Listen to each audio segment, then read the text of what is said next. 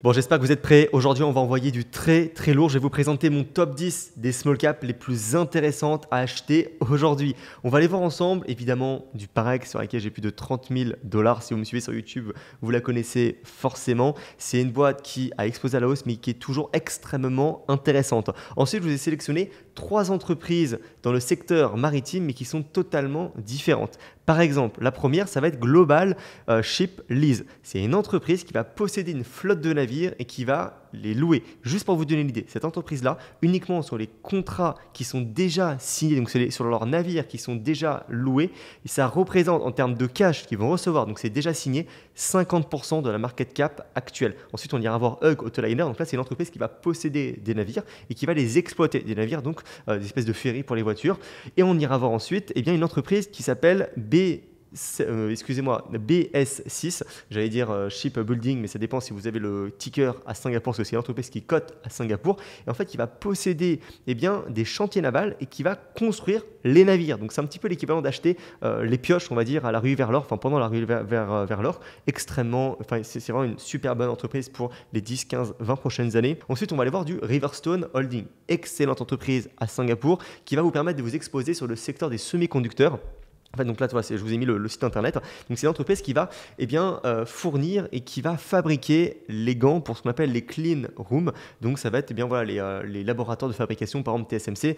Si vous mettez un gant avec une seule petite poussière dessus, vous flinguez toute la production. Donc évidemment, il faut des gants extrêmement propres et c'est cette entreprise-là qui va les produire. Ils ont vraiment un énorme moat de ce côté-là et ils vont vraiment être à l'international au niveau de l'export. Voilà, pas mal en Asie, en Europe et également en Amérique. On va aller également voir ensuite Française des Jeux, vous la connaissez si vous êtes français, donc dans le PEA, B2Gold également, j'ai une position qui est sympathique et qui a pris 80%, donc c'est une minière qui est encore également intéressante. On va aller voir Crocs, je l'ai en portefeuille et je perds de l'argent dessus, donc ça va être pertinent d'aller analyser ça. On va aller voir également Téléperformance, je ne l'ai pas en portefeuille, HCC, Wire Midcall, ça c'est une entreprise dans le charbon métallurgique. Là ils ont un ramp-up de production avec un nouveau projet en cours qui s'appelle Blue Creek, qui va vraiment augmenter la production de l'entreprise globale. On va aller voir également BKW. BKW, c'est une entreprise en Suisse qui a, le monopole. C'est la plus grosse entreprise dans l'énergie. Donc, c'est extrêmement pertinent là-dessus. Ils sont vraiment extrêmement bien intégrés, avec un prix qui est assez bon. On va aller voir également LDC. C'est une boîte dans le CAC 40 qui a surperformé le Nasdaq sur les 15 dernières années. C'est une entreprise, vous savez, c'est dans la nourriture. Ils vont posséder le poulet, le Gaulois, Loué, Maître Coq, la marque également Marie. C'est cette entreprise-là qui possède cette entreprise, qui possède ces marques-là. Et enfin, on va aller voir Interparfums. Alors, juste avant de commencer d'ailleurs, cette vidéo fait un petit peu suite au live qu'on avait fait sur ma chaîne YouTube avec Paul. Paul, c'est la personne avec laquelle je fais la partie accompagnement de groupe sur notre offre d'accompagnement donc en bourse. Et donc effectivement, on l'avait fait le 6 avril et voilà un petit peu le classement donc de la partie vraiment CTO. Donc c'était un mix large cap, small cap, où donc on avait mis du Google en S, du Kelly Partner en S, du Parex en S, du Bumitama en S et justement chez Building, on l'avait mis en A, d'accord?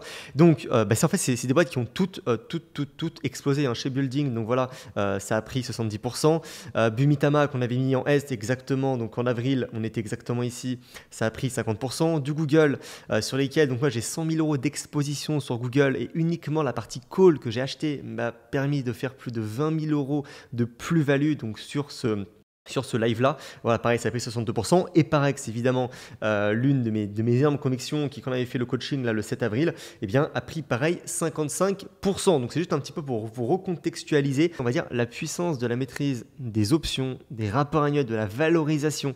En fait, j'imprime du cash. Putain, je fais des thunes. C'est-à-dire que là, depuis le début de l'année, sur la partie portefeuille investi, si je ne prends pas en compte mon cash, parce que j'ai de plus en plus de cash avec la trésor de mon entreprise, donc si je prends uniquement ce que j'ai d'investi, là j'ai 230 000 d'investis, j'ai déjà fait 50 000 depuis le début de l'année. Donc ce que je veux vous dire, c'est que là actuellement, si aujourd'hui vous ne maîtrisez pas parfaitement les options, les rapports annuels, la valorisation avancée, la gestion de portefeuille, premièrement, rejoignez absolument mon groupe School qui est gratuit, qui va vous rapporter des milliers d'euros, mais sans déconner, mais largement. C'est un groupe sur lequel vous aurez 5 heures de formation, encore une fois, sur les états financiers, sur la valorisation, sur les options. Donc allez vraiment, s'il vous plaît, le rejoindre. Et deuxièmement, dans un second temps, rendez-vous service, rejoignez notre accompagnement. On a un accompagnement sur mesure avec une partie court, avec une partie partie coaching de groupe avec une partie accompagnement avec moi, je peux vous garantir que pour 90% des personnes qui regardent la vidéo aujourd'hui, si vous l'aviez rejoint il y a 6 mois, vous auriez déjà un ROI, un retour sur investissement sur le prix du programme de 300, 400, 500%, mais minimum, c'est une certitude. Et la deuxième certitude, c'est que on a le meilleur programme d'accompagnement en bourse en France, mais de très très loin. Et aujourd'hui, vraiment, faites-moi confiance. Ce qui vous manque là, c'est pas de trouver, de décoter une prochaine pépite, parce que ça, je vous en ai présenté combien est-ce que... Regardez, ce live-là, il était disponible encore une fois le 6 avril. Il a fait 5000 vues. Ces boîtes-là, elles ont toutes pris 50%. Donc, c'est pas ça qui vous manque. Non, ce qui vous manque, c'est de savoir les analyser de votre côté, en autonomie, tout seul, pouvoir ouvrir un rapport annuel et pouvoir le structurer étape par étape pour avoir des convictions. C'est ça qui vous manque. C'est des convictions. C'est pouvoir ouvrir votre Interactive Broker et mettre 20% de votre portefeuille, 10% de votre portefeuille sur une entreprise qui a une valorisation excellente parce que vous avez confiance dans le business, puisque vous avez développé suffisamment de compétences pour vraiment l'analyser en profondeur. C'est ça vraiment qui vous manque, d'accord? Donc je résume, étape numéro 1, vous allez sur le lien en description, vous rentrez sur le groupe School avec les 2000 personnes, vous êtes dans la partie Classroom, vous formez déjà avec les modules sur les options, la partie rapport annuel, la partie red flag, la partie ratio financier, déjà vous aurez vraiment franchi un cap. Ensuite, vous revenez dans la partie Classroom, vous cliquez sur présentation du mentorat Investor Mastery, vous cliquez sur le site, vous avez une super vidéo de présentation qui va vous expliquer la méthodologie, etc. Ça dure 8 minutes. Vous scrollez un petit peu le site, vous vous renseignez. Ça, c'est la partie coaching de groupe voilà, qu'on fait avec Paul. Ça, c'est la petite partie cours, etc. Ça, c'est des rediffusions de coaching de groupe. Ici, si vous zoomez, vous avez la petite présentation de personnes qu'on accompagne. Vous avez toute la partie témoignage. Et en fait, surtout, posez-vous la question. 100% des personnes me disent que c'est le meilleur investissement qu'ils ont fait. Quelle est la probabilité que ce ne soit pas le cas pour vous? Elle est de 0. Ou alors peut-être que vous serez l'exception. J'en doute fortement. Et si je vous dis ça, et je clôturerai là-dessus, c'est parce qu'en fait, il faut savoir que quand c'est pertinent, je prends des appels directement en one-to-one gratuitement avec les personnes pour leur présenter le programme d'accompagnement, etc. La moitié des personnes ne nous rejoignent pas. Et ne nous rejoignent pas, non pas parce que c'est pas pertinent pour elles me le disent elles-mêmes. Et d'ailleurs, c'est déroutant d'avoir une personne en face de vous qui vous dit « Ah mais c'est extrêmement pertinent, il faut que je le mette en place. Là, effectivement, l'argent que j'investis tous les mois, je sais très bien qu'il est mal investi, que je pourrais l'optimiser. Je sais très bien que la partie option, j'ai du manque à gagner, je sais très bien que la partie valorisation, je suis pas au top, je sais très bien que la partie rapport annuel, j'arrive pas à m'y retrouver, etc. Mais il faut que j'y réfléchisse, il faut que j'en parle à ma femme, c'est pas le bon moment, c'est pas le bon timing, j'ai pas le temps. J'ai pas le temps parce que, attendez, là-dessus également, je finis là-dessus, je vous ouvre mon agenda. Est-ce que vous pensez que j'ai le temps? Sans déconner. Est-ce que vous pensez vraiment que j'ai le time?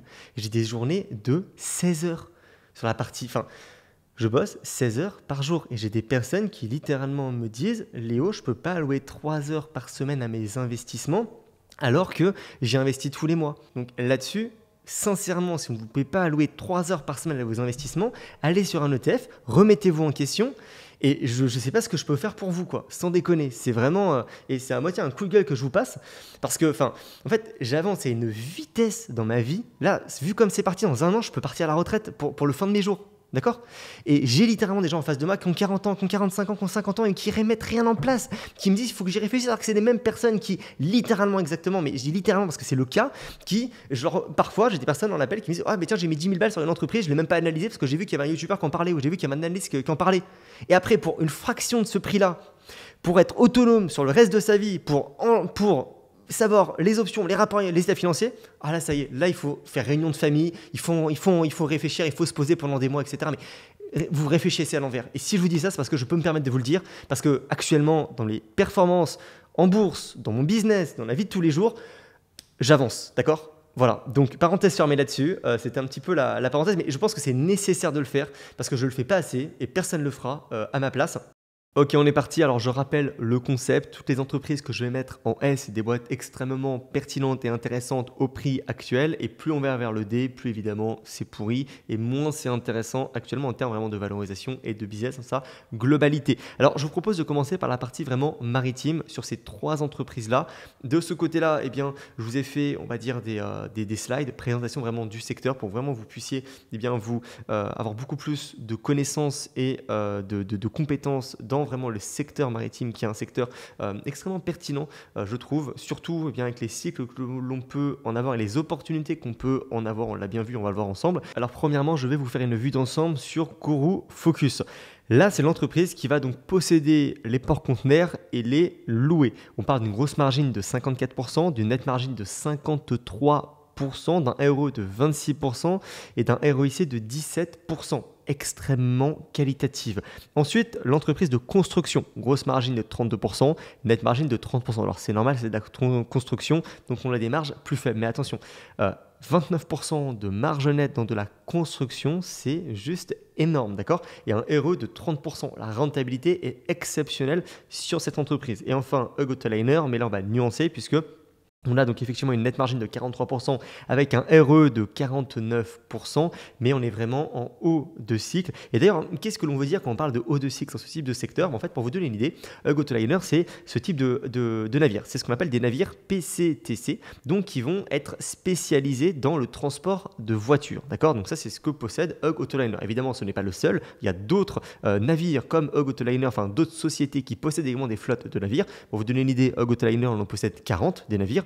Là, ils vont avoir un ramp-up avec ce qu'on appelle les navires Aurora qui vont avoir une capacité de voitures de 9100 voitures. Mais on a des concurrents, par exemple, qui vont également se faire livrer des navires qui vont pouvoir transporter 11 000 voitures à la fois. Donc, parenthèse fermée. Pour vous donner une idée, depuis 2023 à 2025, il y avait, entre guillemets, on va dire, une pénurie de navires. C'est-à-dire qu'il y avait beaucoup plus de demandes de la part donc, des constructeurs de voitures, par exemple les voitures électriques chinoises, et bien, qui voulaient exporter leurs voitures, tout simplement. Et il se trouve qu'il n'y avait pas assez de navires pour les transporter. Donc, actuellement, toutes les boîtes comme Hug Autoliner et les concurrents ont passé des commandes, vous l'avez compris, aux entreprises donc, de construction, comme chez Building. Mais ça met à peu près 2 ans, à peu près 2 ans pour construire un navire. Et là, par exemple, pour vous donner une idée, en 2027, il va y avoir 40% de navires, donc de ferries à voiture, en plus dans le monde. Et franchement, je ne pense pas que la demande va exploser de 40%. Donc, ce qui veut dire qu'au moment de renégocier les contrats, comme chacune des entreprises comme Hug Autoliner auront une flotte plus importante, elles voudront absolument louer tous leurs navires, d'accord? Ce qui veut dire que les constructeurs automobiles, ceux qui veulent exporter leur voiture, auront finalement un pouvoir de négociation supplémentaire et pourront pourront négocier à la baisse le prix global donc, de la livraison. Alors, je vais me mettre sur la partie panorama des 3 métiers du maritime, les 3 sous-secteurs du maritime. Vous avez la partie donc construction, vous l'avez compris, on va construire des navires pour des clients, c'est des contrats sur plusieurs années. Là, c'est vraiment comme un constructeur d'avions ou de bâtiments. On signe, on encaisse des acomptes, on fabrique et on livre, d'accord? La partie ensuite, donc ship lease, donc là on va posséder des porte-conteneurs et on va les louer à des compagnies maritimes. Donc c'est comme un propriétaire immobilier qui loue des immeubles, sauf que là c'est des navires, donc on a également des grosses dépréciations et il va falloir également renouveler la flotte. Donc vendre au bon moment les navires et signer les contrats également au bon moment, puisque en fait, parfois, on a un petit peu des anomalies, comme en bourse, en termes de valorisation. Et on va avoir parfois le marché du fret le secteur du fret qui va être extrêmement tendu, où vraiment, on va avoir une énorme demande. Et donc, les navires, le prix de la location, on parle de prix par jour. Par exemple, on peut passer de 15 000 $ pour louer un navire par jour à 30 000 $ par jour. D'accord? Donc, c'est du simple au double. Et donc, évidemment, quand le prix de votre navire est à 30 000 $ par jour, en fait, sa valeur marchande, vous pouvez le revendre quasiment au double que le mois d'avant. Donc il faut vraiment bien timer, il faut avoir une bonne gestion finalement de votre flotte de navires et de votre contrat de location. Et pour la partie Hug Autoliner, là voilà, comme je vous ai expliqué, c'est effectivement une flotte de ferries à voiture et on va vendre vraiment des espaces de construction automobile. Donc c'est vraiment une compagnie d'autocars, mais pour voiture sur l'océan, on remplit, on traverse et on décharge la partie vraiment voiture. Maintenant au niveau du modèle économique, le premier va vendre des navires neufs, de plus en plus entre guillemets verts, c'est-à-dire dual fuel par exemple le GNL. D'accord, on a un chiffre d'affaires qui est reconnu au fur et à mesure de l'avancement des chantiers. Et là, ce qu'il faut absolument regarder, c'est la partie order book. C'est ce qu'on appelle la partie backlog. Par exemple, là on est 23,2 milliards de dollars. Donc ça, c'est des contrats qui sont déjà signés. Donc concrètement, ces contrats-là, donc ça va être c'est des contrats qui sont déjà signés. Donc c'est Shipbuilding qui a déjà commencé la construction des navires et donc il va livrer jusqu'en 2029-2030. Donc là, la question, c'est à quel point on va renouveler ce backlog, à quel point on va renouveler ces contrats-là. C'est-à-dire qu'en 2029-2030, les 23 milliards, on aura construit la totalité. il faut absolument qu'au fur et à mesure qu'on livre un navire, eh bien, on en construise, on en signe d'autres pour finalement des dates ultérieures, d'accord? Pour vous donner l'idée, effectivement, là pour le H1 2025, on en a livré 23. Et pour l'année 2025, on a une target de 56 porte-conteneurs en livraison. C'est vraiment énorme, d'accord? Donc il faut évidemment, une fois qu'on en aura livré 56, qu'on renouvelle notre carnet de commandes de 56 navires supplémentaires. Alors je me remets ici. Pour la deuxième entreprise qui va être Global Ship Lease, vous l'avez compris, là on possède des porte-conteneurs et on va les louer via des time charters multi-années. Donc là le revenu actuellement contracté sur les navires qui sont déjà loués avec les contrats sur du long terme, on parle des contrats de 2 ans, on a un revenu contracté de 1,73 milliard de dollars. Donc pour l'année 2025, on a 96% des revenus qui sont sécurisés. Pour l'année 2026, on a 80% des revenus. Et par contre, pour l'année 2027, là, point d'interrogation, il faudra justement qu'on les renouvelle. Et vous l'avez compris, si d'ici là, il y a beaucoup plus de navires en circulation, forcément, on va les renégocier à des taux, à des locations des tarifs beaucoup plus bas. Et donc, on aura vraiment un cash flow qui va être beaucoup plus faible pour les années 2027, 2028, 2029. Donc, ça va vraiment dépendre du cycle et du prix du fret. Pour la partie Autoliner, pareil, on a 81% des contrats pour 2025 qui sont sécurisés. Alors là, on n'a pas une visibilité. Par exemple, GSL, ils vont nous donner le backlog, ils vont nous donner les carnets de commandes sur les 2 prochaines années. Sur Hog Autoliner, on n'a pas cette visibilité-là, d'accord? Donc, il faut attendre d'année en année. Mais vous l'avez compris, la question sur Hog Autoliner, c'est cette flotte Aurora, quand est-ce qu'elle sera vraiment prête? Est-ce qu'elle sera prête dans les temps? Et quel est le renouvellement au niveau des contrats sur la nouvelle flotte? Pour les vents porteurs et risques du secteur maritime actuellement. Pour la partie shipping, on a effectivement, comme vous l'avez compris, une forte demande pour les navires entre guillemets verts. On a un backlog record avec une visibilité exceptionnelle jusqu'en 2030. Et alors le problème, c'est qu'on a des contrats à prix ferme. C'est-à-dire que si demain on a l'acier ou l'équipement qui explose, forcément nos marges sont sous pression parce que le contrat justement, la valeur qu'on nous a donnée quand on a signé le contrat pour construire un navire, on fixe la valeur en 2025 pour le délivrer et pour le finir de construire par exemple en 2027. Donc si dans tout ce temps-là le prix de l'acier explose, c'est pour votre pomme et donc ça il faut vraiment le prendre en compte. On a également une partie cyclicité, quand l'investissement naval ralentit, forcément on a un trou d'air justement dans le carnet de commandes, dans le backlog en termes de nouvelles commandes et en termes de renouvellement du backlog. Ce qu'on appelle le book to bill, il faut que ce soit supérieur à 1. Alors pour maintenant l'entreprise GSL, là on a des revenus contractés qui sont énormes. On a un cash flow protégé, donc sur les 12 à 24 prochains mois, on parle de plus de 50% de la market cap en génération de cash flow avec les contrats donc déjà signés. Mais voilà, justement, on a une durée moyenne de 2,1 années. Donc le problème, c'est à quel point on va pouvoir renouveler et surtout à quel prix on va pouvoir renouveler ces contrats en 2027. On a un problème donc de nouvelles livraisons. S'il y a beaucoup plus, encore une fois, de navires, quand on re-signera, quand on renégociera les locations de navires, ça va vraiment tirer vers le bas les prix des locations, évidemment, des navires. On a également le recharter risque. Donc là, s'il y a trop de bateaux disponibles, GSL devra accepter des prix de location plus bas, évidemment. Et pour la partie Hog Autoliner, on a des durées de contrat. Donc là, on a actuellement 81% du volume sous contrat. C'est en hausse. On a une stabilité. Mais pareil, c'est vraiment du court terme. Donc on a un dividende qui est extrêmement attractif. Mais le côté livraison mondiale donc des navires pour les voitures, on va avoir énormément de nouveaux navires pour 2025-2027. Donc ça va pouvoir normaliser, ça va certainement normaliser les tarifs et donc le bénéfice net de Hog Autoliner. Pareil, on a vraiment une forte dépendance au cycle automobile. Si demain il y a beaucoup moins de voitures qui sont vendues, évidemment il y a beaucoup moins d'exportation de voitures électriques, de voitures en tout genre, ce qui veut dire qu'effectivement ce Hog Autoliner va en souffrir. Alors pour la partie maintenant constructeur, parce qu'encore une fois cette entreprise-là se négocie actuellement à 8 fois les bénéfices, d'accord. Alors en fait vraiment la force, c'est la visibilité encore une fois multi-annuelle, c'est la montée en gamme green avec 74% du carnet avec une marge potentiellement meilleure, c'est une profitabilité en hausse et surtout en fait c'est la partie constructeur. C'est-à-dire que c'est la partie, plus le temps passe, plus on s'améliore sur les opérations, donc plus on a des marges qui augmentent. Et surtout en termes de mode, c'est hyper intéressant puisque plus on a délivré des navires, plus on devient une référence dans l'industrie. Et donc plus forcément les personnes savent que vous respectez les dates de livraison à temps, enfin le calendrier, voilà, vous le respectez. Et donc forcément, vous avez un carnet de commandes qui se remplit naturellement. Donc là-dessus, on a vraiment ce potentiel-là de long terme qui n'est pas du tout en fait le même que sur une entreprise comme GSL, qui est là pour le coup, oui, on a 50% de la market cap en cash flow qu'on va recevoir sur les 10 prochaines années, mais encore une fois, pour interrogation sur 2027. Alors que ça, sur ce type d'entreprise-là, Constructor, c'est vraiment du compounding à long terme. C'est vraiment une thèse d'investissement qui vous permettrait d'avoir une boîte qui, certainement, dans 20 ans, sera bien meilleure qu'aujourd'hui et qui se paye pas cher. D'accord? Donc, on va aller voir ensuite l'autocroissance. Alors, pour la partie opportunité, là, c'est vraiment, typiquement, encore une fois, c'est le vendeur de pioches, quoi. C'est-à-dire qu'il faut renouveler les pioches, bon, il faut renouveler les navires également, toutes les flottes. Là, en plus, on passe maintenant avec des flottes vraiment décarbonées, donc avec du GNL, par exemple. Donc, tout ça, forcément, il faut construire des nouveaux navires. Le commerce mondial, évidemment, grandit.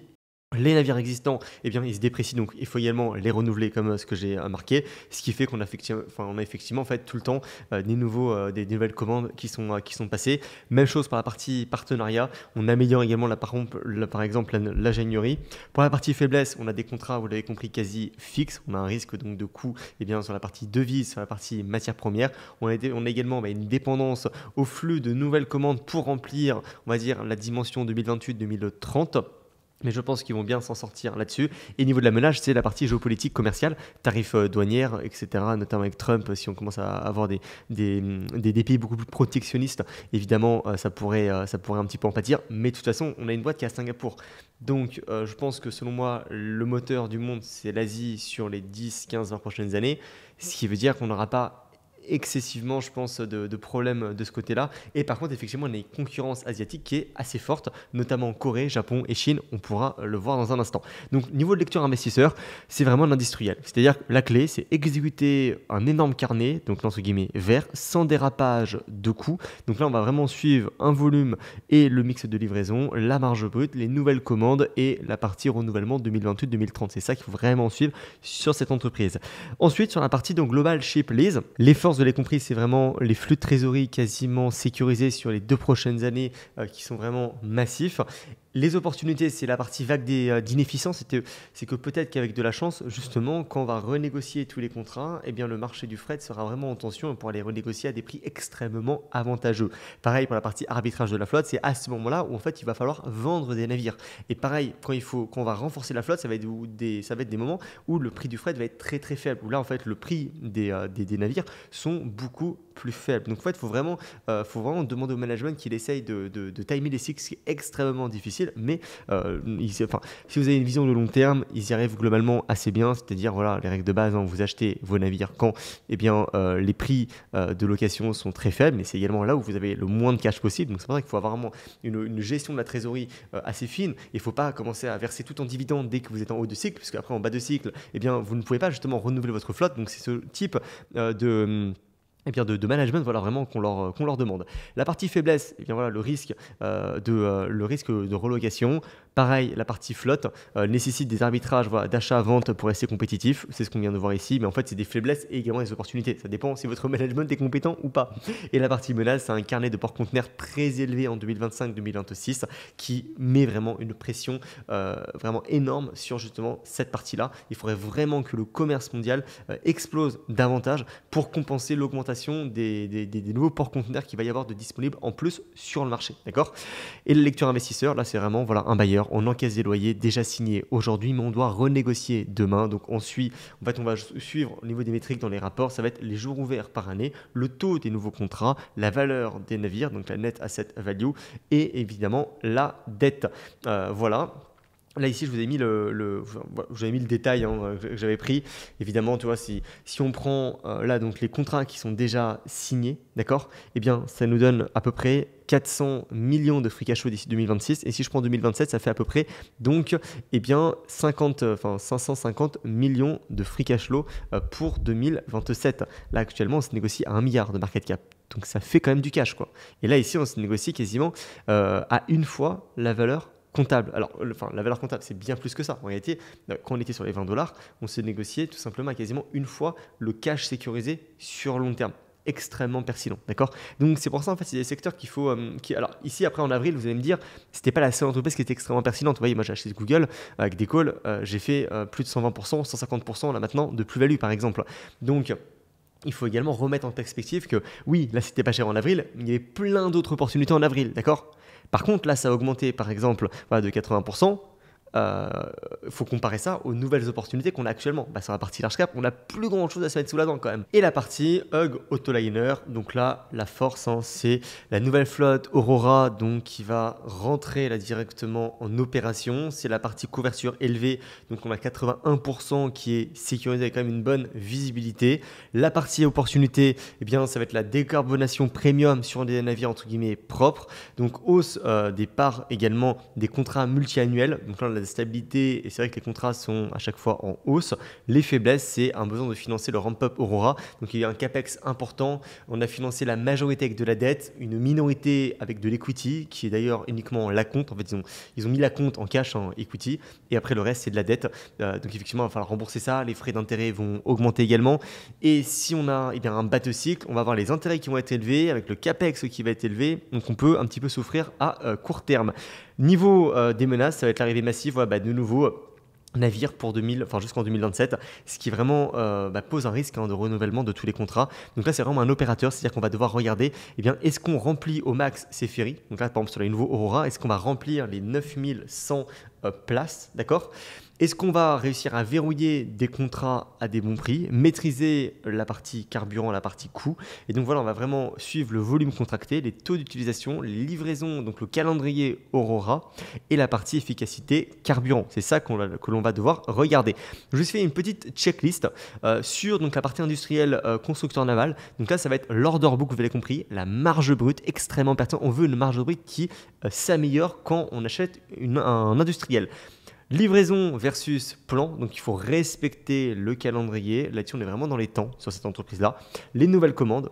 Pour la partie donc GSL, c'est quelle est la couverture annuelle, donc quels sont les jours couverts donc déjà signés pour les navires loués, les taux donc des nouveaux contrats, donc à combien on va relouer les navires pour les nouvelles locations, la partie donc net asset value, d'accord, la partie dépréciation des navires existants, le remplacement de la flotte et la partie justement contrat à la maturité, là on est à 2,1 années encore une fois. Et la partie donc opérateur pour un Hug Autoliner, là c'est vraiment la part contractée, donc le pourcentage du total qui va être opéré et qui va être donc en opération, la partie coût, carburant et efficacité, le volume, le remplissage, donc quel est le taux d'utilisation sur un navire, d'accord, et la partie livraison Aurora, est-ce qu'on va pouvoir avoir les navires à temps, puisque pareil, si les autres ont des navires avant nous, eh bien évidemment ils vont pouvoir renouveler avant et ça va être beaucoup moins pertinent pour nous. Donc il faut vraiment qu'on les ait encore une fois à temps, d'accord. Et là je vous avais mis par exemple la slide effectivement du site de Shipbuilding. Vous voyez, j'étais dessus tout à l'heure. Je vous encourage vraiment à aller regarder. C'est extrêmement intéressant. Et encore une fois, ça se négocie à 8 fois les bénéfices. On a un ROE de 30%. Et on a une croissance, d'accord. Et si d'ailleurs je convertis donc uniquement le backlog actuellement, d'accord. Si je convertis uniquement le backlog actuellement, ça fait à peu près 6% de croissance par an en termes de bénéfices nets, d'accord. Donc ce qui n'est pas non plus dingue, mais 6% de croissance sur une boîte qui se négocie à 8 fois les bénéfices et qui peut compound sur les 15 prochaines années, donc en s'améliorant avec un ROE de 30%. Quand même extrêmement qualitatif, d'accord, et qui est également positionné, vous l'avez compris, sur un secteur qui structurellement en fait il faut remplacer les navires existants, donc forcément il y aura toujours besoin d'armateurs, de constructeurs de ce côté-là. Puis si maintenant on fait la petite valorisation, ok super, j'y suis. Alors GSL, si on parle d'une échéance à 2 ans, je le mets en S, d'accord. Ensuite Hug Autoliner, sur le court terme, alors court terme c'est quelques années, je le mettrai en A. D'accord. Et chez Building, sur du long terme, je le mettrai en A. C'est-à-dire que sur le long terme, je le mettrai en A+. Ok, voilà. Ouais, je le mettrai vraiment en A+, sur du long terme chez Building. Et dans le sens, moi, par exemple, avec la thèse d'investissement que j'ai, sur les 3, je préférerais acheter du shipbuilding pour, encore une fois, du long terme, parce que je pense que, encore une fois, on a vraiment un potentiel d'amélioration, de marge, de carnet de commandes vraiment sur la stabilité à long terme. Et on a encore une fois beaucoup moins on va dire, sujet voilà, au cycle de renouvellement tous les 2 ans avec les nouveaux navires, à quel taux on va le vendre en fonction du fret, et cetera. Alors que là, c'est quand même des contrats sur le long terme qui sont renouvelés assez régulièrement. Donc voilà un petit peu ce que je mettrais, c'est-à-dire du GSL en S pour du court terme, du shipbuilding en A pour du long terme, du Hug Autoliner en A pour du moyen long terme. Ok, super. Et maintenant, si on va regarder la performance en bourse que peut nous délivrer donc, eh bien, shipbuilding, je pense qu'on peut être extrêmement bien puisque en fait actuellement, donc on a 12 milliards de market cap. Ok, très bien. Première information. Deuxième information, la dette. On a seulement 1 milliard de dette avec une dette nette négative de 4 milliards. Ça veut dire qu'on a 5 milliards de cash au bilan. Donc on a une entreprise qui a une dette quasiment inexistante, qui a 5 milliards de cash au bilan, à peu près la moitié de sa market cap, donc de sa capitalisation boursière, est sous forme de cash. Et on a dans le backlog 23 milliards de commandes qui ont déjà été signées et qui ont déjà été passées et qui vont être délivrées jusqu'en 2030.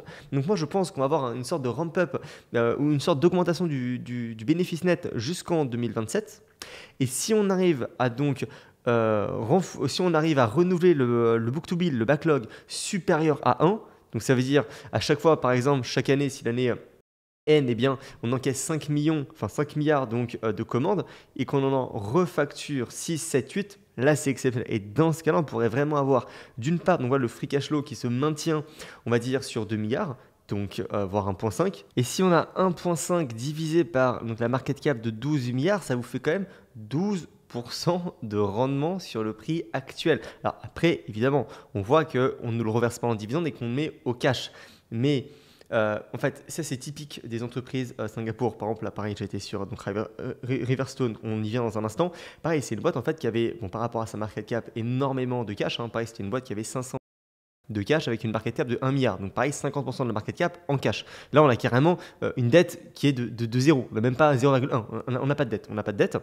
Et donc, ce qu'ils ont fait, c'est qu'ils ont tout simplement commencé à verser ce cash-là sous forme de dividende, entre guillemets, exceptionnel. 250 millions, 100 millions, 100 millions également maintenant. Donc, ce qui veut dire que là, actuellement, oui, le cash, il a baissé, mais on a toujours 200 millions de cash. Ça fait toujours 20% de la market cap en cash. Une boîte qui fait de l'argent. Bon, on y arrive dans un instant. Mais ce que je veux dire, c'est que c'est assez fréquent sur les entreprises asiatiques slash Singapour, eh bien voilà, de faire des dividendes exceptionnels. Donc là, si on a chez Building qui commence à nous faire des dividendes exceptionnels sur les 2, 3, 4 prochaines années, on aura déjà 50% de la market cap en fait en cash, en dividende d'ici 3-4 ans. Et après, on se retrouve avec une boîte qui se paye 8 fois les bénéfices. 8 fois les bénéfices, en 8 ans, vous rentabilisez votre prix d'acquisition. C'est-à-dire que même si ce cash-là, ok, aujourd'hui, ils vous font un dividende exceptionnel de 50% avec le cash. Bon, ok, vous encaissez 50% de dividendes, plus de cash. Ça se paye 8 fois les bénéfices, on est rentable, on a du cash qui tombe, et on a un backlog qui est positif.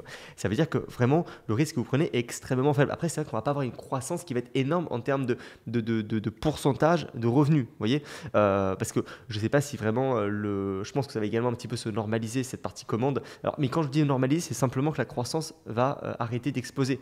Mais ce qui veut dire qu'on peut totalement, selon moi, jusqu'en 2027, avoir une croissance, on va dire, entre 5 et 10% du bénéfice net, mais 5 à 10% de bénéfice net de croissance avec un PE de 8, c'est exceptionnel, avec 50% de cash par rapport à la market cap. Ok, donc très pertinent. Après, c'est vrai que moi, ça m'embête toujours j'ai toujours un biais sur ce genre de boîte extrêmement value. Et quand j'ai une boîte qui a pris 50%, 60%, là, ça se payait quasiment à une fois le cash avec un backlog, avec un carnet de commandes de une fois quand on l'avait présenté pendant le live tier list édition tarif douanier quand Trump avait fait baisser les marchés, qu'on avait analysé cette entreprise avec Paul, voilà, dont il est actionnaire d'ailleurs. Donc non, franchement, super. Et oui, donc je vais quand même répondre à la question. Moi, je pense qu'on peut totalement, sous les chances 5-8 ans, faire 100% en termes de retour sur capital avec ce type d'entreprise comme Shipbuilding. Et donc, c'est pour ça que effectivement, peut-être que j'irai comme le mettre en S. Et bon, comme on est quand même tier list de long terme, ça m'embête quand même de mettre GSL en S. Parce que GSL, il y a également le problème de le renouvellement des flottes qui sont de plus en plus vieillissantes et qui ne l'ont pas fait depuis pas mal de temps. Donc on peut avoir là-dessus on va dire des mauvaises surprises, alors qu'encore une fois, vous l'avez compris, chez Building, on a quand même très peu de mauvaises surprises, à part voilà, des carnets de commandes qui se tarissent, ou alors la concurrence qui est plus féroce en Asie. Mais de toute façon, là en fait, on est vraiment encore une fois sur la demande mondiale de nouveaux navires, et ça délivre. Les navires, il faut les remplacer.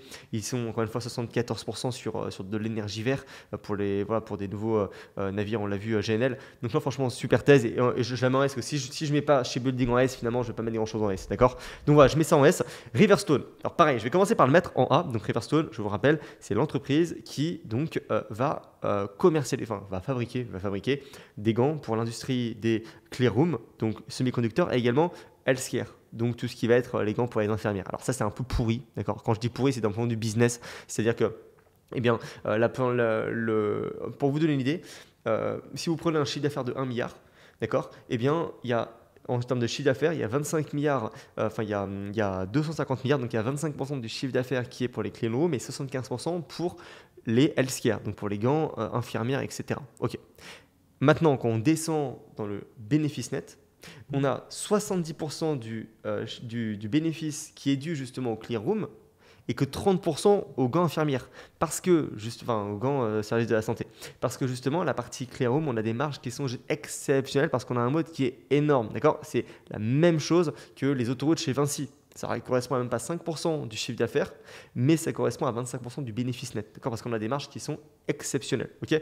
Voilà, donc c'est pour vous mettre un petit peu de contexte. Alors ensuite, pour ce qui est vraiment de l'entreprise, selon moi, c'est une excellente thèse, puisque bon, déjà en fait, on a une entreprise qui compound, qui délivre. Si je me mets même depuis 2011, on a une boîte qui a fait 700%. C'est extrêmement bien pour ce type d'acteur vraiment niché. Après, évidemment, ici, là, c'était pendant le Covid, donc la demande de gants, notamment pour la partie healthcare, a explosé, d'accord? Mais si on se base sur la partie donc bénéfice net et qu'on enlève effectivement pour le Covid, c'était délirant. On est passé d'une boîte qui faisait donc 45 millions et bien qu'on faisait 460 millions. Donc ça fait du x10 instantanément. Mais il y a une normalisation et là on est revenu donc voilà, sur des niveaux, alors j'allais dire justement au-dessus du pré-Covid puisqu'on a une boîte qui est structurellement en croissance, ok? Voilà, et comme ce que je vous disais tout à l'heure, on a une boîte qui a pas de dette, qui a du cash, qui a un RE qui est vraiment important, d'accord? On a un equity de moins de 500 millions et avec cet equity-là, eh bien, on fait un bénéfice net de 83 millions. Donc voilà, on a un RE de un peu plus de 15%. Et on a donc voilà cette partie free cash flow qui est vraiment positive, qui est vraiment extrêmement stable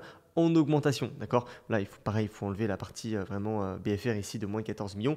Et sinon, on a également un capex qui est quand même assez faible. Vous voyez, voilà, on a un capex de 30%, d'accord? Donc il y a 30% du cash from operating activities qui part vraiment en capex. Alors vous allez me dire, mais quel est le moat de cette entreprise? Eh bien, encore une fois, c'est très très simple. Le moat, c'est la partie, donc là ici, je vous ai mis la lettre des actionnaires qu'ils ont faite. Mais en fait, ce qu'il faut comprendre, c'est, alors j'avais justement tiré dans ce rapport-là, ça. Pour vous donner une idée, on va produire 10 milliards de gants, d'accord, par an. Et donc vous allez me dire, mais c'est énorme. En fait, il faut savoir qu'une salle blanche, d'accord, donc un opérateur, une personne qui travaille dans une salle blanche donc de semi-conducteurs, il va utiliser 10 à 20 paires de gants par jour. Dès qu'il sort et re-rentre, change de poste, manipule des produits sensibles, etc., il doit changer de gants. Donc une fabrique, par exemple, de semi-conducteurs avec 5000 employés à temps plein, consomme à peu près entre 50 000 et 100 000 gants par jour, soit 15 à 30 millions de gants par an, uniquement sur une seule fabrication, enfin sur une seule fab de semi-conducteurs. Donc si on multiplie ça par les dizaines de fabs dans le monde, TSMC, Samsung, Intel, etc., en fait, on est directement à des milliards de gants par an uniquement pour le semi-conducteur. Et donc en fait, on est vraiment typiquement sur un produit qui a une durée de vie en fait de zéro. Donc il faut remplacer constamment et qui est extrêmement, en fait on ne peut pas s'en passer, c'est aussi simple, on ne peut pas se passer de ces gants. Et le mode qu'ils ont, c'est sur la pureté de leurs gants, ils sont quasiment, alors j'ai pas envie de dire qu'ils sont les seuls parce que c'est pas le cas, mais il y a extrêmement peu d'acteurs en fait qui peuvent avoir le niveau de fiabilité. Voilà, le mot c'est vraiment la fiabilité parce que si jamais vous avez une toute petite poussière qui se met sur votre gant, le gant va dans la boîte, enfin dans les papiers, enfin dans l'emballage. En fait, d'ailleurs, il y a deux emballages. Et carrément, il y a un premier emballage extrêmement propre et un deuxième emballage qui est encore plus propre que le premier emballage. Donc, en fait, vous l'ouvrez vraiment avec deux emballages. Voilà. Et donc, si jamais le gant, il y a une poussière dessus, que ça va à la vente et que la fab utilise ce gant-là, eh bien, donc la chaîne, donc le semi-conducteur ou le disque dur, eh bien, est hors d'utilisation.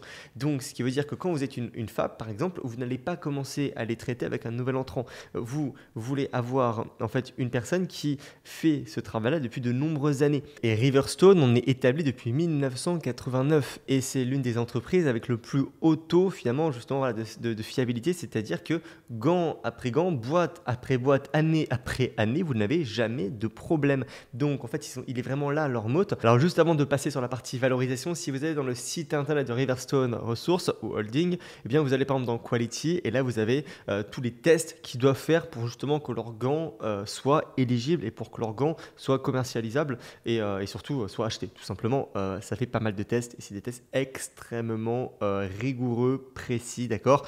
Donc pour la valorisation, comme ce que je vous avais dit, moi je le mets en A, vraiment en A+++.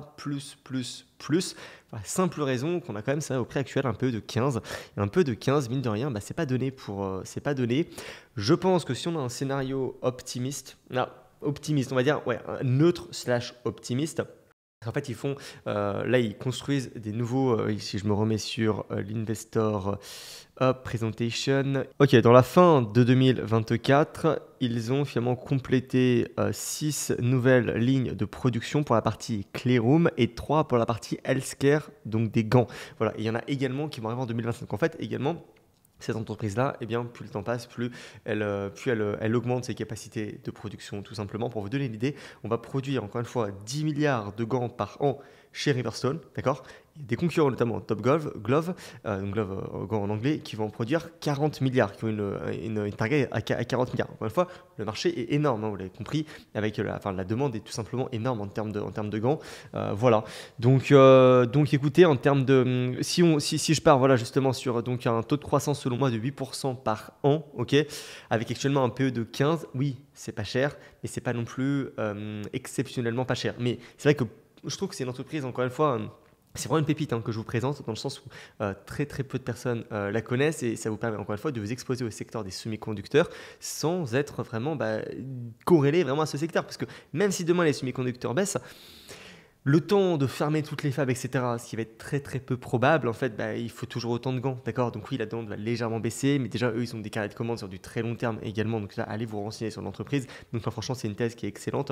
Et donc voilà, personnellement, je le mets vraiment en A. Je pense qu'on peut aller délivrer comme ça, à peu près du 10% de rendement par an. De toute façon, il y a un beau dividende, c'est-à-dire que déjà, là, actuellement, ne vous fiez pas aux périodes ratio, mais on a 7% de dividende, d'accord. On a encore du cash.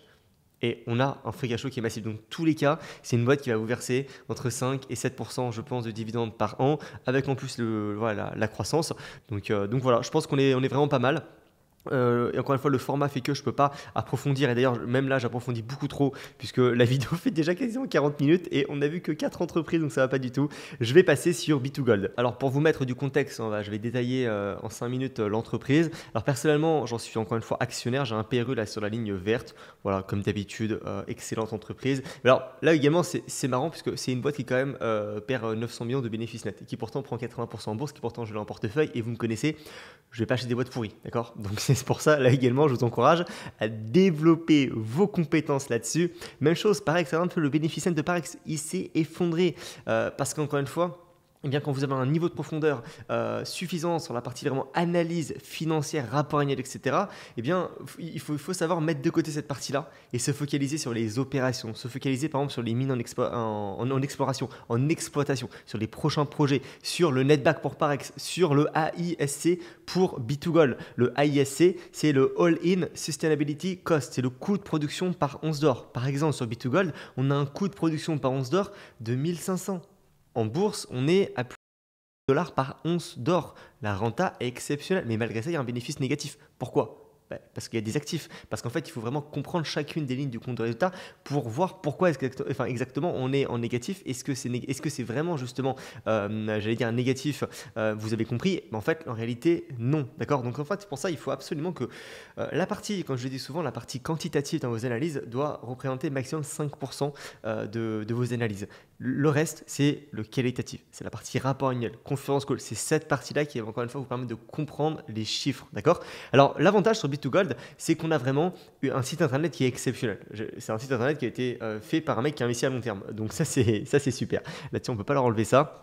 On a vraiment, voilà, là-dessus, on a une super présentation ici, etc., avec les réserves, etc. Là, par exemple, si on va sur la partie donc opération, par exemple, overview, on a vraiment du très très lourd. C'est-à-dire qu'on a une map avec donc là les mines en production, d'accord? Par exemple, Fecola, c'est l'une des plus grosses. Ici, on est également voilà, dans cette partie-là du monde. Là, c'est le Goose Project. C'est ce pourquoi je m'étais positionné au plus bas sur cette entreprise-là. C'était exactement pour ce ramp-up voilà, qui a été développé. D'ailleurs, la première, on appelle ça la première coulée d'or, a enfin abouti. C'est-à-dire que là, pour la première fois, ça y est, on a une production qui a été sortie du projet Goose.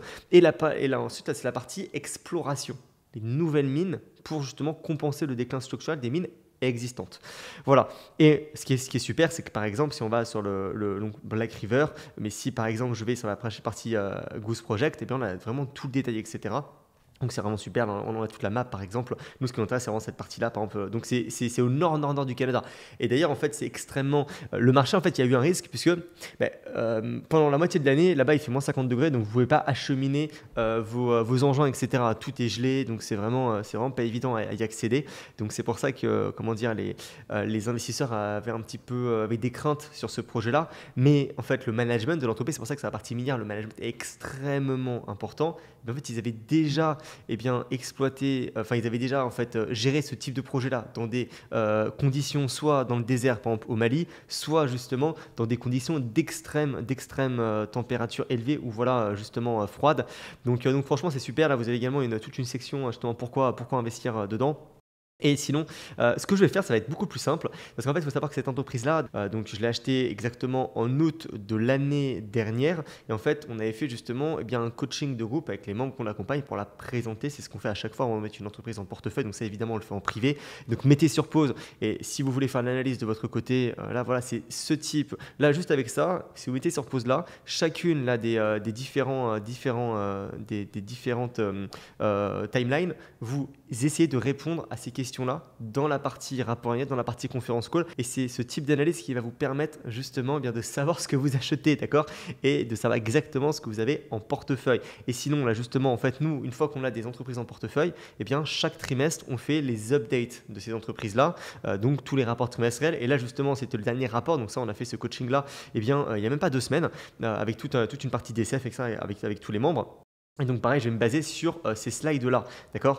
Voilà, donc ça, hop, je vais remettre au début. Donc en gros, ce qu'il faut savoir, c'est qu'on a, comme vous l'avez pu le voir, différentes mines d'or, d'accord? On a un coût de production par once d'or, l'un des plus bas du secteur, ok? Et en fait, l'entreprise avait baissé en bourse puisque justement, ils avaient mis un énorme capex, donc un besoin d'investissement pour le projet Goose, ok?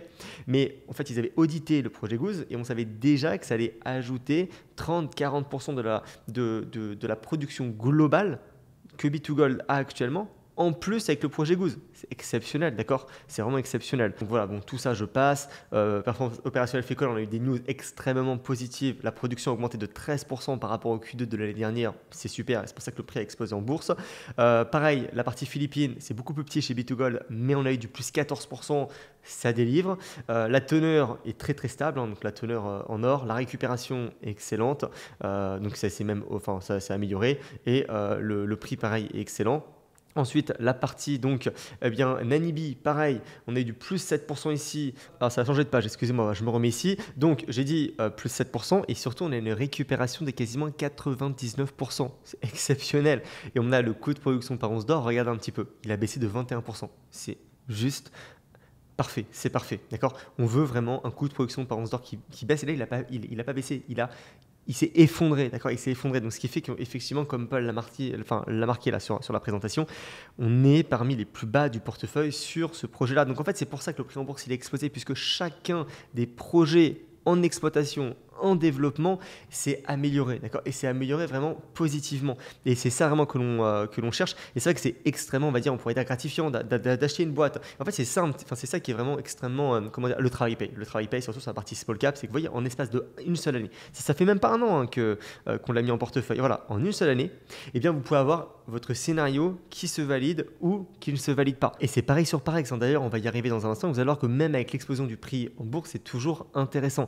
Parex, l'analyse que j'avais fait sur ma chaîne YouTube, d'ailleurs je ne l'avais pas fait en privé, je l'avais mis public sur ma chaîne YouTube, elle avait fait plus de 10 000 vues donc gratuitement, sur laquelle je vous avais exposé par A plus B tous les scénarios qui allaient se passer, ou du moins ma thèse de départ en fait, qui faisait que pour moi c'était une excellente opportunité malgré tout ce que vous pouviez entendre à gauche à droite sur internet sur le pétrole, etc.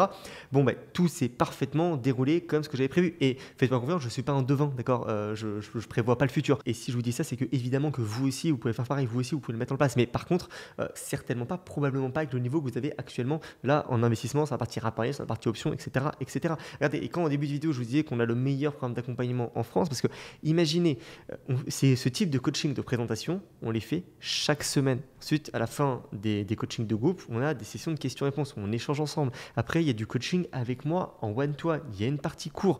C'est les mecs, à la fin de notre accompagnement, quand ils sortent, en 3-4 mois, ils ont quasiment mon niveau, quoi. C'est juste exceptionnel. Et là, ensuite, vous êtes à même d'aller dégoter vous-même des small caps, d'aller faire des analyses, d'aller faire des valorisations. Et c'est là où vous passez un step. Et c'est ça qui, littéralement, en fait, vous permet de générer des dizaines, des centaines de milliers d'euros. Ça dépend le portefeuille que vous avez, mais quoi qu'il en soit, même si vous avez zéro aujourd'hui, vous avez juste une capacité d'épargne, mais c'est minimum 2, 3, 400 000 euros de plus sur les 20 prochaines années, quoi, d'avoir ce type de compétences, quoi. Donc voilà, je continue. Mais en fait, c'est une thèse, c'est une entreprise qui, encore une fois, vous l'avez compris, extrêmement pertinente, justement, Projet Goose, encore une fois, au Canada. Donc là, vous voyez, on parle de 300 000 onces d'or par an en plus entre 2026 et 2031. Actuellement, B2Gold produit actuellement 1 million d'onces d'or par an. Donc c'est un projet qui va leur rapporter 30% de plus. Et comme ce que je vous disais précédemment, eh bien, quand on l'a acheté ici, B2Gold ne prenait pas du tout, la valorisation ne prenait non seulement un discount sur la partie opération en cours, mais ne prenait ne prenait encore moins la partie ramp-up de Projet Goose de 300 000 onces d'or par an, donc de 30% de plus du bénéfice. Et ça, on était quasiment sûr de le délivrer. Je passe ensuite la partie projet justement de développement et d'exploration. Donc là, comme vous pouvez le voir, eh bien, le Projet Goose, voilà, phase de ramp-up, on a la première production au Q3 2025, et d'ailleurs, ça a augmenté parce que, eh bien, on a eu la première production avant le Q3, on devait l'avoir en Q3, en fait, on l'a eu en Q2. Fecola, pareil, ça va bien délivrer. La partie Fecola également, et la partie surtout Gramalote pour à peu près 2027-2028. On parle de 227 onces d'or par an sur les 5 prochaines années. Donc juste avec Goose et Gramalote, on ajoute 50% de plus de production sur une boîte qui se payait à peine en prenant en compte la production actuelle de 1 million. Et pour ce qui est de la valorisation, donc là je vous ai sorti le fichier Excel, voilà, que l'on partage encore une fois avec les membres qu'on accompagne dans les coachings de groupe des différentes entreprises, notamment la partie small cap, parce que c'est vrai que sur la partie large cap, c'est un peu moins, vous voyez, du Google, du Amazon, que j'ai en portefeuille, avec des super performances, etc. Mais c'est pas vraiment le type d'entreprise sur lesquelles vous avez besoin de vous casser la tête. Voilà, c'est du Google, comme ce que j'ai fait, ou du Amazon, c'est pas compliqué. Enfin, il vous faut pas décortiquer des rapports annuels, plus quoi savoir en faire, etc. Non, voilà, tout le monde les connaît. On sait que l'IA, ça marche en ce moment, etc. Mais c'est vrai que par contre, vous voyez, si demain le cycle IA baisse, etc., qu'on a les capex qui explosent, qu'on a le retour sur investissement qui ne délivre pas, en fait, les métiers vont se lâcher en deux, et toutes les personnes qui ont des portefeuilles 100% tech, vous allez vous en mordre les doigts. Alors que là, moi, avec du PAX, avec du B2Gold, avec du Singapour, etc., mais je suis extrêmement content, je suis extrêmement satisfait de mon portefeuille, parce qu'en fait, je sais que quoi qu'il arrive, ça va bien se passer. Je sais exactement sur quoi est-ce que je suis positionné, etc. Donc, c'est un réel plaisir d'avoir ce type de portefeuille. Alors, donc, en fait, là, l'anticipation, la thèse et encore une fois les estimations plutôt que l'on en a fait, c'est très simple, extrêmement pessimiste, d'accord. Coût de production, la production nette, donc 2025, 1 million d'onces d'or par an. Ok, ramp up avec le projet Goose. Ok, on est à 1,3 million. On a même mis pessimiste. Projet Gramalote 2027, on ne l'a pas pris en compte. On ne l'a même pas pris en compte. Prix de l'or, on est actuellement à plus de 3000, on a pris 2800. Ok, pessimiste. Coût de production par once d'or, 1700. Et ensuite, on avait une petite diminution à 1500. Pareil, là-dessus, on est conservateur. Bon, après, toutes les estimations, je passe les détails. Pareil là-dessus, etc. Ça nous fait donc une fair value actuellement de moins 7%. En gros, une fair value actuellement, avec un WACC de 15%. Je rappelle que le WACC, c'est le Weight Average Cost of Capital, qui vous donne, vous pouvez d'une part l'utiliser en coût du capital pondéré, c'est-à-dire combien votre entreprise lève de la dette, ou alors en termes de taux de croissance, de taux de rendement que vous allez en avoir. Donc actuellement, par exemple, là, concrètement, si vous achetez B2Gold au prix actuel et que l'on délivre ce que l'on a vu actuellement, donc très pessimiste, vous avez 15% par an au prix actuel. Voilà, donc c'est quand même assez intéressant. Mais c'est vrai que encore une fois, ce genre de minière, moi je préfère vraiment les acheter décotés. C'est pour ça qu'en fait, je vous dis que j'ai un biais value sur ce type de, j'ai un biais value sur ce type d'entreprise, mais c'est vrai que voilà, au prix actuel, en fait, moi je le mettrais soit, alors excusez-moi, je me perds, non, c'est pas ici, c'est ici. Je le mettrais soit en S, d'accord? C'est-à-dire que par rapport à des large cap, je le mettrais en S, mais c'est vrai que par rapport à l'aspect small cap et par rapport à B2Gold, c'est pas la seule minière qui est intéressante là, au prix actuel également. Donc c'est pour ça que je la mettrais en A, d'accord? Je la mettrais en A. Et voilà, on n'a quand même pas de marge, enfin, on n'a pas de marge de sécurité. C'est si demain le prix de l'or s'effondre, je pense que c'est très très peu probable, on est bien d'accord, mais voilà, vous n'avez pas de marge de sécurité, quoi, d'accord? Et d'ailleurs, je vous fais une parenthèse, ce qui actuellement est extrêmement intéressant, encore plus intéressant que la partie minière dans l'or, c'est la partie minière dans l'argent. Et de ce côté-là, mettez-moi dans les commentaires si vous êtes chaud qu'on vous fasse un live sur ma chaîne YouTube avec Paul. On en faisait régulièrement avant. C'est vrai que ça fait, ça fait depuis 4 mois qu'on n'en a pas fait sur ma chaîne YouTube. Mais à chaque fois, ça cartonne. Enfin, on fait des lives avec des rediffusions de 8000 vues, 6000 vues. Donc, je sais que vous appréciez énormément nos lives comme ça pendant 2 heures. Où là, en fait, on pourrait vraiment vous présenter des boîtes mine, or, argent et également une partie énergie, puisque je pense que, enfin, pour les nouveaux, vous ne le savez pas, mais c'est vraiment Paul qui a une expertise sur ce secteur-là, l'énergie et les minières. Lui, il a vraiment un background académique et surtout professionnel là-dedans. Par exemple, Parex, c'est lui qui me l'a présenté de base, avant que je fasse mon analyse, etc. Et c'est lui également qui m'a extrêmement, qui m'a vraiment formé, on va dire, sur la partie pétrole, qui m'a donné énormément de petits tips, comment ça marche à l'intérieur de cette industrie, etc., avec les entreprises. Enfin bref, la totale. Et donc voilà, ça pourrait être extrêmement pertinent qu'on vous refasse des lives. Voilà. Donc ça pourrait être pas mal. Et je pense que le premier live qu'on pourrait vous refaire, ce serait vraiment voilà, minière, argent, or et également énergie. Puisqu'en fait, ça reste un secteur qui est extrêmement pertinent. Là, on va les classer du Parex. Moi, Parex, je le mets devant B2Gold au prix actuel. Mais je pense que la marge de sécurité est encore plus importante sur Parex que sur B2Gold. Malgré, encore une fois, cette explosion du prix en bourse. Parce qu'on a une entreprise, et j'ai l'impression que vous en parlez tout le temps. Mais en fait, donc voilà, la boîte a explosé. Là, actuellement, en fait, la production a eu une augmentation mais massive. Et donc là, actuellement, alors déjà, on a une boîte qui, encore une fois, vous êtes habitué à zéro dette, d'accord?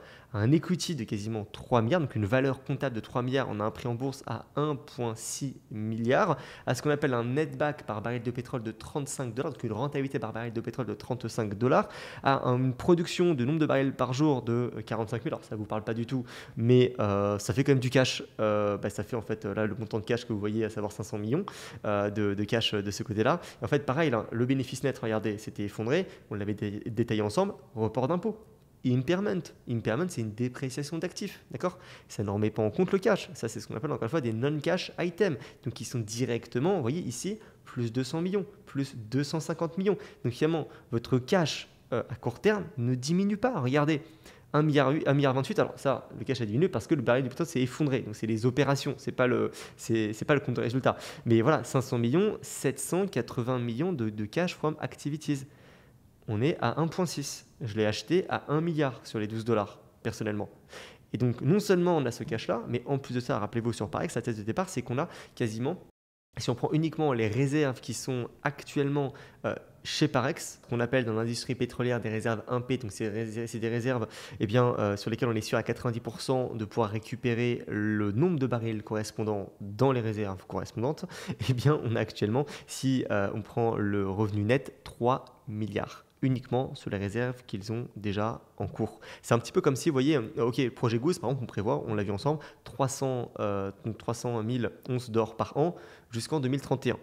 Ok. Et là, sur Parex, donc, quand vous faites en fait la somme de tout ça, et que vous, ici par exemple, vous prenez le coût d'opération, le coût de développement, également le coût de transport, etc., les royalties qu'on doit payer en l'occurrence au pays, donc en Colombie, mais c'est pareil pour les royalties, les redevances donc, que les minières, que les pétrolières doivent payer aux États.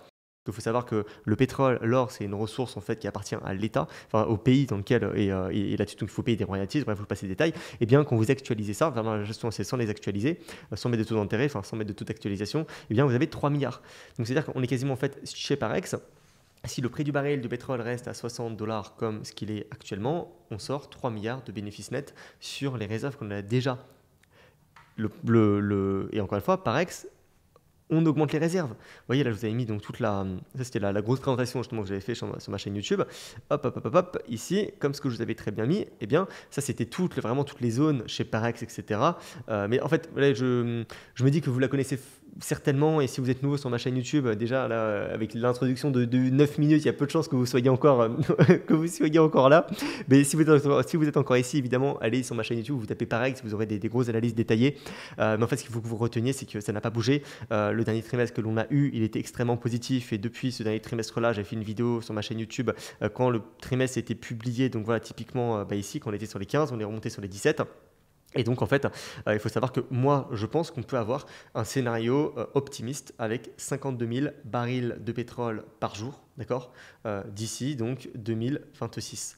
C'est-à-dire que ça ferait on passerait donc d'actuellement à peu près 45, 46, 47 000 à directement 52 000.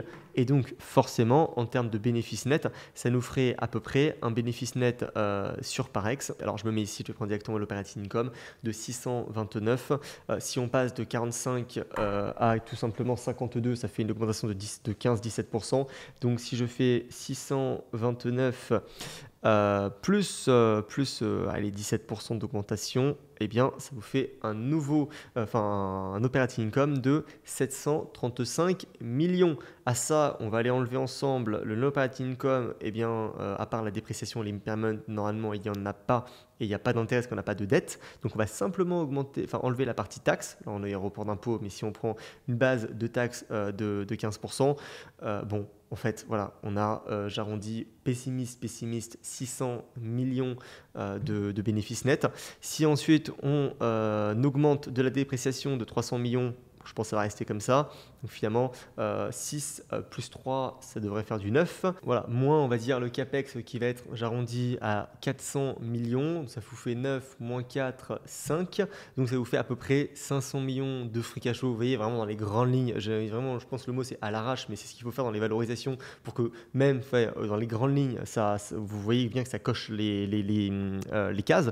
Eh bien, si vous avez du 500 millions, 500 divisé par 1,6, ça fait du 30. Donc 30% de rendement sur le price to free cash flow. Et ça, encore une fois, ça ne prend pas en compte vraiment l'augmentation potentielle de ce qu'on appelle les actifs Big E et Small E pour exploration, qui sont donc en train d'être délivrés pour 2027 chez Parex. Et là, vous voyez, je viens de me mettre sur Total Energy puisque selon moi, le prix actuel est extrêmement intéressant également. Alors, on n'est pas sur des rendements comme ce que vous pouvez avoir sur Parex, mais on n'est pas non plus sur de la small cap. Donc là-dessus, ne vous mentez pas à vous-même. Et si Parex, vous ne savez pas comment structurer ce type de rapport annuel, allez sur du Total Energy. Vous serez extrêmement bien, je pense, sur les 10 prochaines années.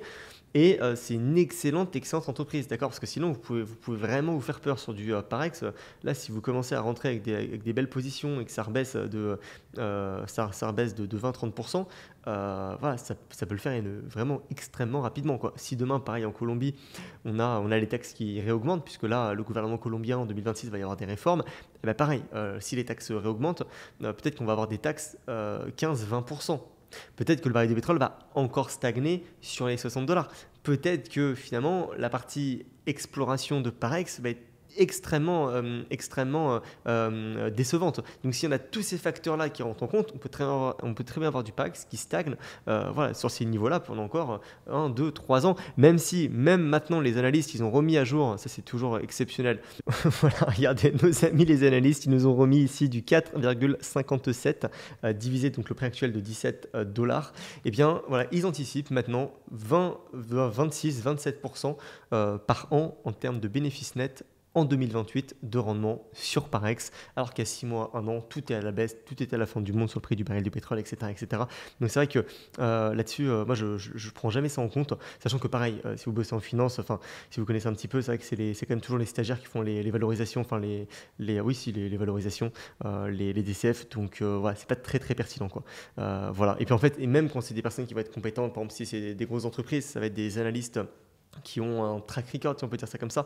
Mais en fait, c'est toujours sur 6 mois, sur 1 an. Donc forcément, c'est vrai que moi, si j'avais fait la valorisation de Parex quand je l'ai acheté sur les 6 prochains mois, Ah, j'aurais peut-être effectivement mis, un truc pourri parce que en fait, ma valorisation, elle était sur du long terme. Alors là, ça allait plus rapidement que prévu, ça a augmenté plus rapidement que prévu, mais c'est vrai qu'à l'époque, sur les 6 prochains mois, c'était pas top. C'est comme si voilà, je classe, comme je vous avais dit tout à l'heure, la GSL, bon, bah, sur les prochains mois, certainement, encore une fois, certainement que c'est en S, d'accord?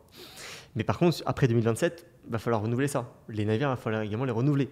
Là, c'est la question, d'accord? Donc, faites attention. Et d'ailleurs, vous voyez, si on va sur GSL, qu'est-ce que nous mettent les analystes? J'ai même pas regardé. Alors, ça charge un petit peu. Voilà, parfait. Hop. Earning.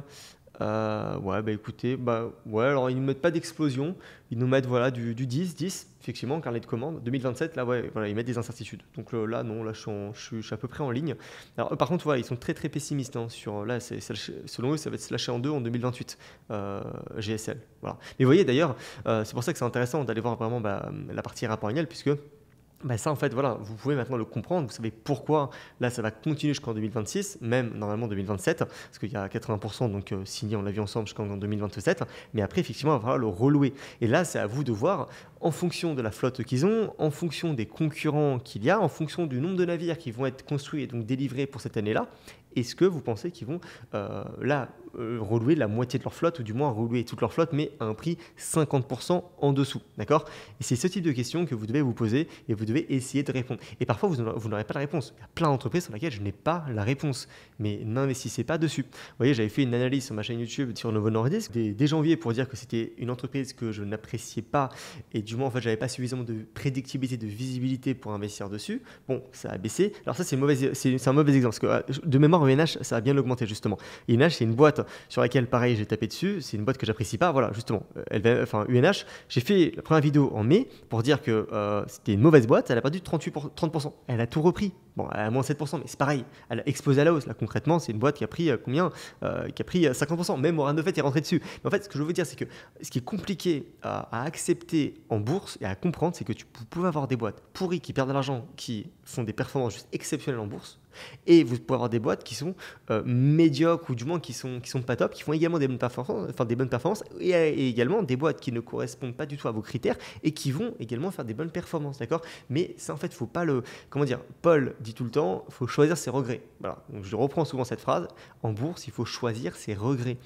Et de ce côté-là, par exemple sur ENH, je n'ai aucun regret de voir une entreprise comme ça qui explose. Même si demain elle fait plus 1000%, plus 10 000%, mais j'aurais même pas de faux mots, j'aurais même pas de... Parce que je sais que c'est pas une boîte que j'ai envie d'avoir dans le portefeuille, quelle que soit sa performance future. Et c'est pareil, Warren Buffett, quand il vous dit qu'il n'investit pas dans la tech, parce qu'il ne comprend pas la tech. Vous croyez vraiment que le mec, il comprend pas ce que c'est le cloud et la tech? Il traînait tout le temps avec Bill Gates, littéralement le fondateur de Microsoft, littéralement la plus grosse entreprise tech du monde. Vous inquiétez pas qu'il connaît parfaitement, il connaît 10 000 fois mieux que moi, que toutes les personnes qui vont regarder cette vidéo-là. Pourtant, il n'investit pas dessus. Même s'il a une toute petite position sur Amazon. Mais en fait, ce que je veux dire, c'est que simplement pour lui, ce type d'entreprise, ça ne correspond pas en fait à ses critères de prédictibilité. Alors en fait, il n'arrivait pas à avoir vraiment l'avantage, le moat et comment une autre entreprise allait faire pareil. Alors que justement, à l'inverse, sur des secteurs comme le pétrole, il a fait littéralement des milliards de bénéfices, mais c'est juste indécent ce qu'il a fait. Par exemple, sur PetroChina, une boîte en Chine, la boîte de pétrolière de Chine, littéralement, il l'avait dit en interview, chez Berkshire Hathaway, il a tout seul dans son coin, il a pris un rapport annuel de PetroChina,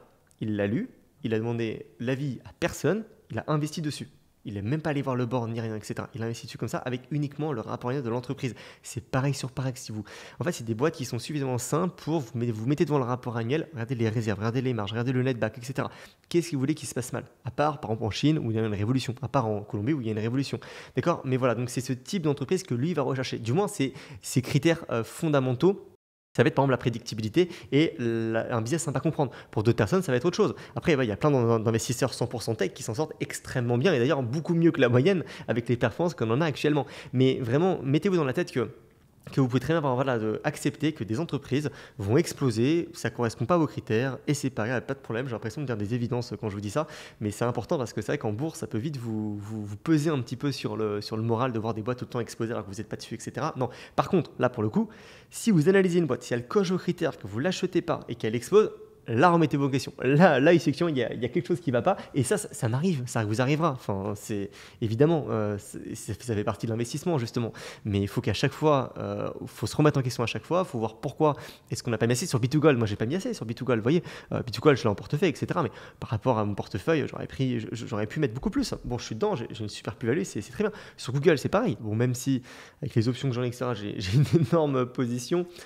On pourrait, voilà, c'est vrai qu'avec du recul, et en fait c'est pour ça que c'est toujours difficile en bourse, qu'avec du recul, bah, évidemment en fait c'était évident d'en acheter, comme du Parex, etc. Évidemment qu'il aurait fallu en mettre beaucoup plus, mais voilà, c'est toujours en fait pour ça, choisir ses regrets, je pense que là-dessus, mais je pense que ce qui vous manque, c'est vraiment, voilà, essayez de vous mettre des critères très simples sur vos investissements, essayez de les respecter, d'accord? Essayez de les respecter, et je pense que ça pourrait être vraiment pas mal, et vous aurez vraiment une loi de Pareto, c'est-à-dire que vous aurez vraiment, voilà, c'est un minimum d'effort que ça va vous demander de mettre des critères très très simples, et vous les respectez. Et c'est pas grave si en dehors de votre zone de compétence justement, il y a des boîtes qui explosent, etc. C'est vraiment pas, c'est vraiment pas grave. Bon, ceci étant dit, moi de mon côté, je vais devoir me faire à l'idée que je n'arriverai jamais à vous délivrer un format en vidéo tier list complète, c'est-à-dire qu'en fait, voilà, j'arrive pas à aller assez vite. Voilà, j'arrive pas. En fait, ce que j'aurais dû faire par exemple, c'est pour les 3 entreprises maritimes, ne pas vous faire l'introduction sur le secteur maritime. Mais si je vous fais pas l'introduction sur le secteur maritime, à quoi est-ce que ça sert en fait de vous présenter les entreprises? Parce que j'imagine que vous ne connaissez pas ce type de secteur. Donc c'est toujours délicat, mais ce qu'il en est, c'est que là concrètement ça fait 1 heure et j'ai fait que 5-6 entreprises, quoi, 6 entreprises. Et c'est vrai que je me faisais la remarque, quand on fait des lives avec Paul sur ma chaîne YouTube, voilà, 2 heures, 2h41, 2h20, 2 heures. Mais en fait, je pense que c'est vraiment le temps qu'il me faut et qu'il nous faut pour faire ce type de format. Et donc, je pense que je vais faire une proposition qui est extrêmement simple.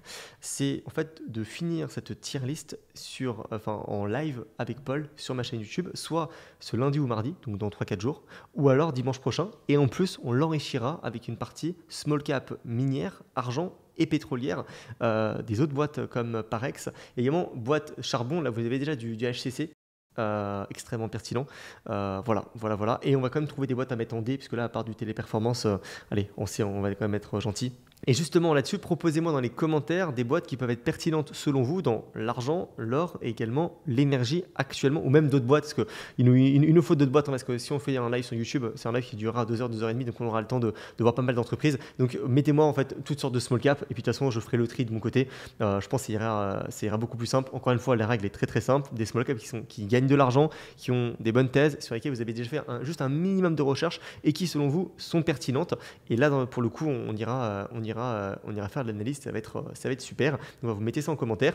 Évidemment, il me reste à vous rappeler le groupe School. Donc premièrement, rejoignez le groupe School qui est gratuit avec 5 heures de formation. Justement, là, on parlait de checklist. Là, c'est un banger, c'est une masterclass. Et ensuite, le programme d'accompagnement qui va réellement vous permettre d'être autonome à 2000% sur les rapports annuels, les options, la valorisation, les états financiers, l'approche dividende, l'approche sectorielle, l'approche globale de votre portefeuille. Et c'est ça qui littéralement va vous permettre d'exposer vos performances et donc de littéralement ramasser énormément d'argent. Et sur ce, nous on se retrouve dans le prochain live sur ma chaîne YouTube. J'annoncerai directement sur le School et sur ma chaîne YouTube. Donc ce lundi ou alors dimanche prochain, je pense plutôt en début de semaine. Et puis voilà, écoutez, bonne soirée à vous, c'était Léo, ciao.